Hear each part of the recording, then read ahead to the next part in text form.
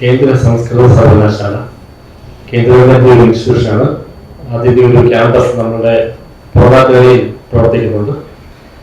അതിൻ്റെ പ്രത്യേകത എന്ന് പറഞ്ഞു കഴിഞ്ഞാൽ കേരളത്തിൽ +2 യൂണിവേഴ്സിറ്റി ക്യാമ്പസിൽ പഠിക്കാൻ പറ്റുന്ന ഒരു ക്യാമ്പസുകളാണ്. +2 ഉണ്ട്. അതുപോലെ തന്നെ സംസ്കൃതമാണ് മുഖ്യമായിട്ടുള്ള വിഷയം. അത് ഡിഗ്രി ഉണ്ട്, അതുപോലെ തന്നെ PG ഉണ്ട്. പിന്നെ ITEP integrated teacher education programme കഴിഞ്ഞ വർഷം കൊണ്ട് നടക്കുന്നുണ്ട്. അതുപോലെ തന്നെ നമ്മൾ പ്രധാനപ്പെട്ട ഒരു വിവരം എന്ന് പറഞ്ഞു കഴിഞ്ഞാൽ ഈ വർഷം മുതൽ നമ്മൾ BSc യോഗിക് സയൻസ് യോഗയിൽ BSc കേരളത്തിൽ ഉയർത്തിയില്ല, പുതുതായി കേരളത്തിൽ ആദ്യമായിട്ടാണ്. അത് MSc യോഗിക് സയൻസ്, ഇത് രണ്ടും ഈ വർഷം മുതൽ തുടങ്ങിയാണ്. നമ്മുടെ ഈ ക്യാമ്പസിന്റെ പ്രത്യേകത, ഇതിന് എല്ലാ കുട്ടികളും പഠിക്കുന്ന എല്ലാ കുട്ടികൾക്കും സ്കോളർഷിപ്പ് ഉണ്ട്. സ്കോളർഷിപ്പോടുകൂടിയാണ് പഠിക്കാൻ പറ്റുന്നത്. അതുപോലെ നമ്മളിപ്പോൾ യോഗ ഇവിടെ ആരംഭിക്കുന്ന യോഗ അതിന് മറ്റുള്ള യൂണിവേഴ്സിറ്റികളിലും വ്യത്യസ്തത എന്താണെന്ന് ചോദിച്ചു കഴിഞ്ഞാൽ സംസ്കൃത ഗ്രന്ഥങ്ങൾ സംസ്കൃതത്തിലാണ്. നിങ്ങൾക്ക് അറിയാം, യോഗയുടെ എല്ലാ ഗ്രന്ഥങ്ങളും സംസ്കൃതത്തിലാണ്. അത് സംസ്കൃതത്തോടുകൂടി ഇത് പഠിക്കുക. അതോടൊപ്പം തുല്യമായ രീതിയിൽ ഇംഗ്ലീഷും പഠിപ്പിച്ച് ഇന്ന് ലോകമാസകലം വളരെ പ്രാധാന്യമുള്ള ഒരു വിഷയമായിട്ട് ജോലി സാധ്യതയുള്ള ഒരു വിഷയമാണ് യോഗ മാറിയിട്ടുള്ളത്. അതിനുവേണ്ടി അതിന് തക്കതായ രീതിയിൽ കുട്ടികളെ വളർത്തിയെടുക്കുക, പല ഭാഷകളിൽ പ്രാവീണ്യം നേടിക്കൊണ്ട് വളർത്തിയെടുക്കുക എന്നുള്ള ഒരു ഉദ്ദേശത്തോടുകൂടിയാണ് നടത്തുന്നത്. ഇതിന് ചെറിയ വളരെ പരിമിതമായിട്ടുള്ള ഫീസുകൾ മാത്രമേ ഉള്ളൂ.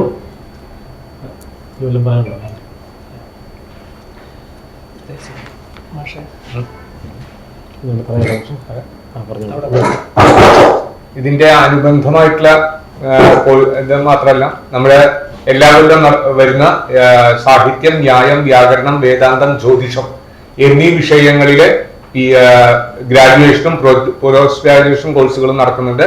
അതിന്റെ ആപ്ലിക്കേഷനും കൂടി കോൾ ഫോർ ചെയ്തിട്ടുണ്ട്. അതാണ് 2 ലെയറായിട്ട് നിങ്ങൾക്ക് എല്ലാവർക്കും സർക്കുലേറ്റ് ചെയ്തത്. അപ്പൊ അതും കൂടി അതിൽ മെൻഷൻ ചെയ്യണം. ഇക്കൊല്ലം യോഗയുടെ കോഴ്സുകൾ തുടങ്ങുന്നു എന്നുള്ളത് ഞങ്ങളുടെ ഹൈലൈറ്റ് ആണ്. ഉണ്ട്. യോഗ പരിശീലനം കൂടിയുണ്ട്. യോഗയുടെ പ്രൊഫസറാണ്, അസിസ്റ്റന്റ് പ്രൊഫസറാണ് ഞാൻ. 4 വർഷമായി ഇന്റഗ്രേറ്റഡ്. എന്റെ പേര് പ്രൊഫസർ ജയേഷ് ഷൈൻ, ക്യാമ്പസ് ഡയറക്ടറാണ്. അദ്ദേഹം പ്രൊഫസർ വിശ്വനാഥ് ഷൈൻ.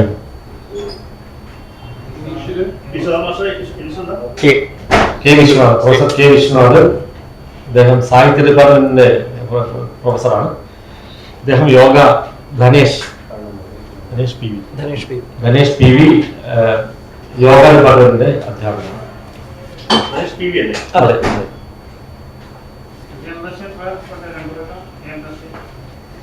MSc 2 കൊല്ലാണ്.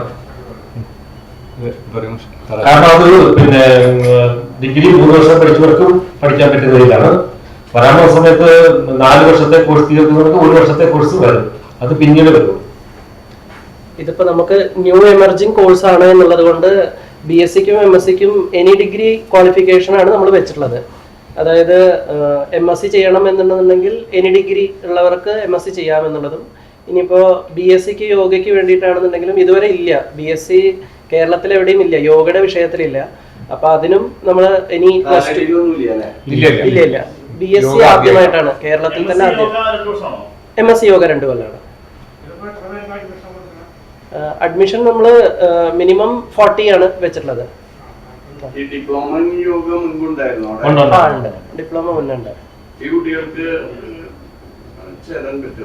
ആർക്ക്? അതായത് ഡിപ്ലോമ കഴിഞ്ഞവർക്ക് മുൻഗണന ഉണ്ടായിരിക്കും. കാര്യമായിട്ട് നമ്മൾ ഡിഗ്രി കംപ്ലീറ്റഡ് ആണ് MScക്ക്, +2 കംപ്ലീറ്റഡ് BScക്കും.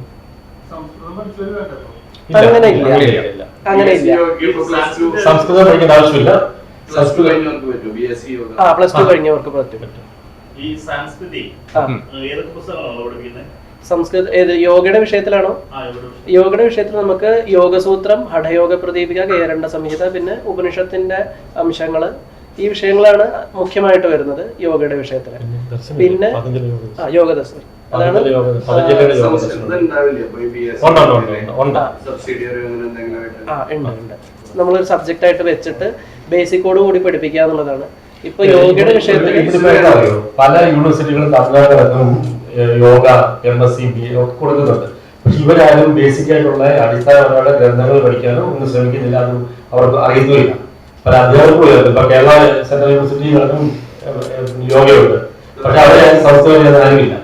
പിന്നെ നമുക്ക് ലോകം കൂടി ഇത്ര പ്രാധാന്യമുണ്ട് യോഗയ്ക്ക്. അവിടുത്തെ ജനങ്ങൾക്ക് ഇതിന്റെ ഗ്രന്ഥത്തോടുകൂടി ഇതിന്റെ ഗ്രന്ഥം പറഞ്ഞിരിക്കുന്നതും കൂടി അറിയാനുള്ള താല്പര്യമുള്ളവരാണ്. അപ്പം അതിന് തയ്യാറാക്കിയിരിക്കുന്ന വിദ്യാർത്ഥികളെ എന്നുള്ളതാണ്. അതായത് സെൽഫായിട്ട് എംപ്ലോയ്മെന്റ് ഉണ്ടാക്കാൻ പറ്റുന്ന ഒരു വലിയൊരു കോഴ്സാണ് ഈ യോഗ എന്ന് പറയുന്നത്. ഇനി ഭാവിയിൽ AI ഒരു രീതി മാറുകയാണ്. അപ്പോൾ ഇത്തരത്തിലുള്ള സ്കിൽ ഡെവലപ്മെന്റ് ഉള്ള കോഴ്സുകൾക്കായിരിക്കും ഇനി എന്തായാലും ഒരു 5-10 കൊല്ലത്തിന് ശേഷം സാധ്യത കൂടുതൽ. എന്ത് വന്നാലും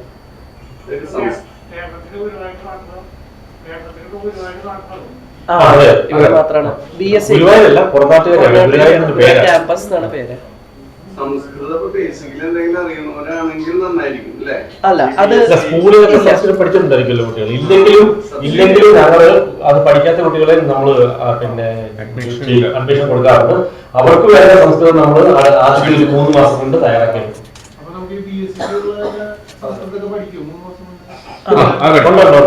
ബേസിക് വിഷയങ്ങൾ വെച്ചിട്ടുണ്ട്. പിന്നെ നമ്മള് യോഗ റിലേറ്റഡ് ആയിട്ടുള്ള വിഷയങ്ങളെ കേട്ടില്ല സാർ.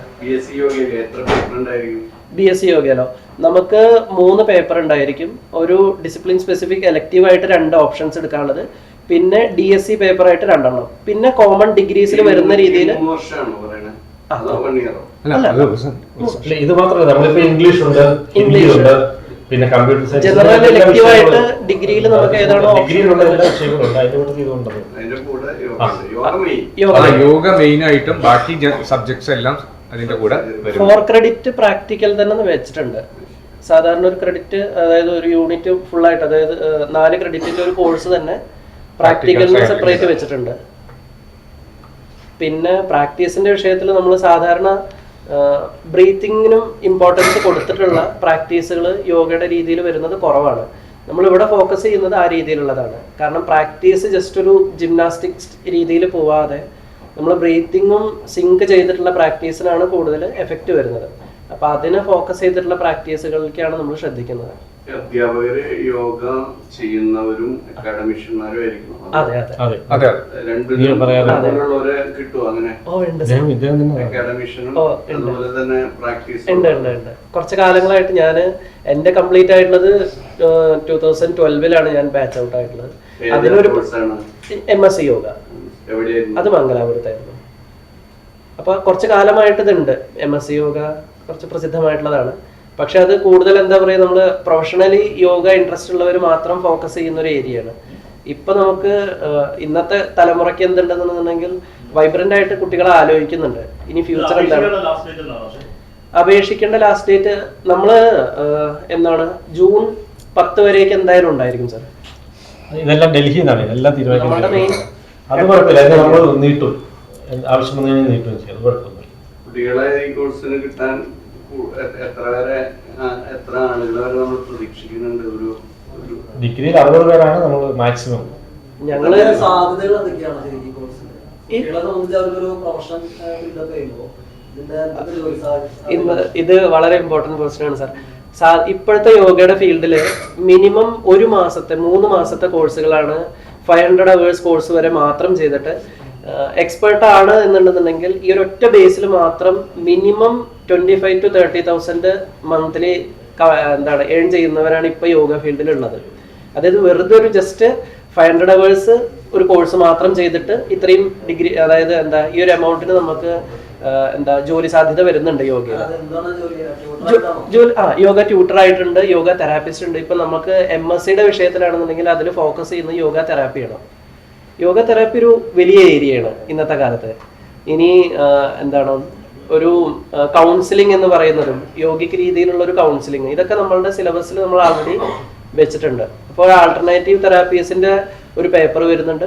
മെയിൻ ആയിട്ട് യോഗ തെറാപ്പി നമ്മൾ ഫോക്കസും ചെയ്യും.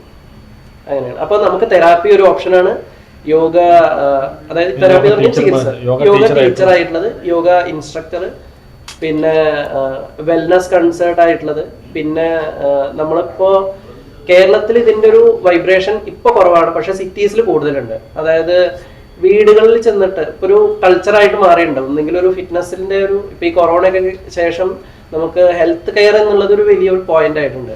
അപ്പൊ ആ ഒരു പോയിന്റിൽ നമുക്ക് യോഗ എല്ലാവരും ഇപ്പൊ ഓപ്റ്റ് ചെയ്യുന്ന ഒരു ഏരിയയാണ്. നേരത്തെ പറഞ്ഞല്ലോ വേറെ യൂണിവേഴ്സിറ്റീസിൽ MSc യോഗ ഉണ്ടല്ലോ, അവിടെ കമ്പയർ ചെയ്ത ആൾക്കാർക്ക് പ്ലേസ്ഡ് ആയോ? നമ്മളുടെ കോളേജിൽ നിന്ന് ഇപ്പോൾ ലേറ്റസ്റ്റ് ആയിട്ട് ഞാൻ പറയാം, അതായത് 2 കൊല്ലം ഞാൻ ഇതിന്റെ മുന്നേ വർക്ക് ചെയ്തത് ദേവപ്രയാഗിലായിരുന്നു. നമ്മളുടെ തന്നെ ഒരു ക്യാമ്പസാണ്.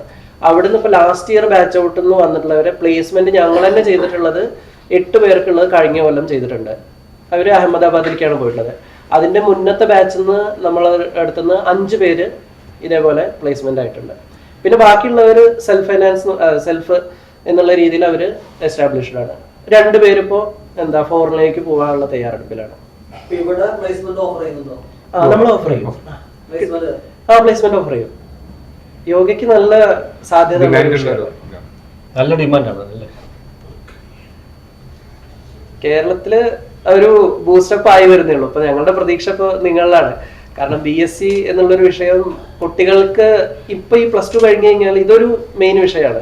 BSc യോഗ എന്നുള്ളത് ഇല്ല, അതൊരു വലിയൊരു ഫ്യൂച്ചറിലേക്ക് കൊണ്ടെത്തിക്കും. കാരണം ഒരു 3 മാസത്തെ കോഴ്സ് മാത്രം ചെയ്തിട്ട് യോഗയുടെ ഇൻസ്ട്രക്ടറായിട്ട് സിമ്പിളായിട്ട് ഓൺലൈൻ ക്ലാസ്സുകൾ മാത്രം എടുത്തിട്ട്, ഓൺലൈൻ ക്ലാസ് മാത്രം ദിവസേന ഒരു മോർണിംഗ് ആൻഡ് ഈവനിങ് 2 ക്ലാസ്സുകൾ മാത്രം എടുത്തിട്ട് 20,000 രൂപ 25,000 രൂപ സമ്പാദിക്കാൻ പറ്റും. നല്ല ഡിപ്ലോമ കോഴ്സുകളില്ല. ഉണ്ട്, സെൻട്രൽ യൂണിവേഴ്സിറ്റി കേരളയിലുണ്ട് MSc യോഗ ഉണ്ട്, കാസർഗോഡ് അവിടെ ഉണ്ട്. അല്ല, ഇവിടുത്തെ ഹൈലൈറ്റ് അത് സാൻസ്ക്രിറ്റ് ബേസ്ഡ് ആയിട്ട് ചെയ്യണം എന്നുള്ളതാണ്. കാരണം പ്രൈമറി ലെവൽ ടെക്സ്റ്റുകൾ സംസ്കൃതത്തിൽ വരുന്നതുകൊണ്ട് ഈ കോഴ്സ് പഠിച്ചു വരുന്നവർക്ക് ജോബ് ഓപ്പർച്യൂണിറ്റി ഉണ്ട്. ഒപ്പം റിസർച്ച് ഓറിയന്റഡ് ആയിട്ടുള്ള ഒരു ബേസിക്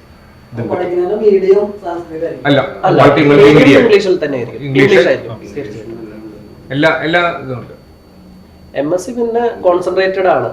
BScക്ക് നമുക്ക് ഓപ്ഷൻസ് വരും. ഏതാ ജനറൽ എലക്റ്റീവ് ആയിട്ടൊന്ന് അവർക്ക് സബ്ജക്ട് സെലക്ട് ചെയ്യാൻ പറ്റും, ഓപ്ഷൻ ഉണ്ട്. പിന്നെ ഇംഗ്ലീഷ്, ഹിന്ദി, മലയാളം ഒരു സെക്കൻഡ് ലാംഗ്വേജ് ഓപ്ഷൻ. ഇതൊക്കെ സാധാരണ ഡിഗ്രിക്ക് എങ്ങനെയാണോ വേണ്ടത് അതേ രീതിയിലുണ്ട്. ഒരു ഗ്രാജുവേഷൻ എല്ലാ പാറ്റേണും പാലിക്കുന്നുണ്ട്, പ്ലസ് ഇതും.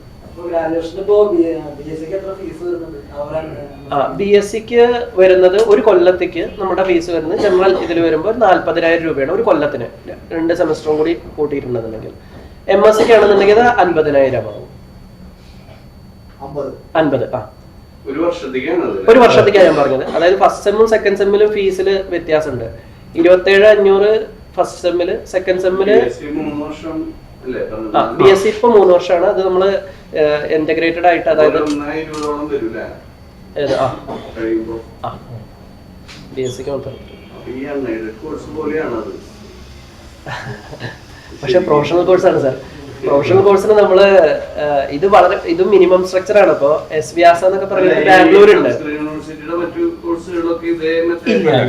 സംസ്കൃത കോഴ്സ് അത് ഞങ്ങള് ഫീസ് പറയാം. അത് വളരെ സെൽഫ് ഫിനാൻസിന്റെ മോഡലാണ് വരുന്നത് തീർച്ചയായിട്ടും. പക്ഷെ അത് വെച്ച് നോക്കുമ്പോൾ തമിഴ്നാട്ടിലൊക്കെ ഉള്ള യൂണിവേഴ്സിറ്റി പഠിക്കുന്ന ലക്ഷങ്ങളാണ്. അതൊന്നും അങ്ങനൊന്നും ഇല്ല. ഇത് കേന്ദ്ര ഗവൺമെന്റ് ആയതുകൊണ്ട് വളരെ പരിമിതമായിട്ടുള്ള, പിന്നെ കുട്ടികൾക്ക് താമസിക്കാൻ ഞങ്ങൾ ഹോസ്റ്റലിൽ അവർക്ക് താമസിക്കാനുള്ള ഇത് കൊടുക്കും. മറ്റു കോഴ്സുകളുടെ ഫീസ് വളരെ കുറവാണ് കമ്പാരിറ്റീവ്ലി. പ്ലേസ്മെന്റ് ഓപ്ഷൻ നമ്മൾ ചെയ്യുന്നുണ്ട്, അത് ഉറപ്പായിട്ടും കിട്ടും സാർ. യോഗയ്ക്ക് അത്രയും ഡിമാൻഡ് ഉള്ളതാണ്. അതെല്ലാം സർക്കാർ നോംസ് എല്ലാം പാലിച്ചുകൊണ്ടാണ്. ഗവൺമെന്റ് ഓഫീസ് അക്കോമഡേഷൻ ഫെസിലിറ്റി ഉണ്ട് നമുക്ക്, ഹോസ്റ്റൽ ഫെസിലിറ്റി ഉണ്ട് നമുക്ക്.